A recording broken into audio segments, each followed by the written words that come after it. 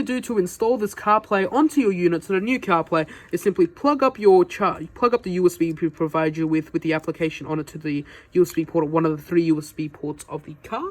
Now once it's plugged up, you'll say that it's activated. Go into apps for me and locate File Manager on any unit you have. Now once you're in File Manager, locate your USB on the left hand side. There we go. Then tap CarPlay, tap install.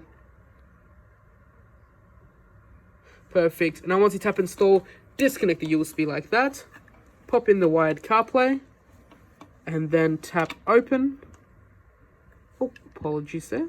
So what you want to do is disconnect it, reconnect it, and it's going to come up with, would you like to use this as a default? And all you need to do is tap use as default for this USB, tap OK, then tap open, give it all the permissions by tapping allow, head over to settings for me, and put it on fluency, and then make sure it's on right-hand drive if you're in Australia. If you're in America, left-hand drive should do.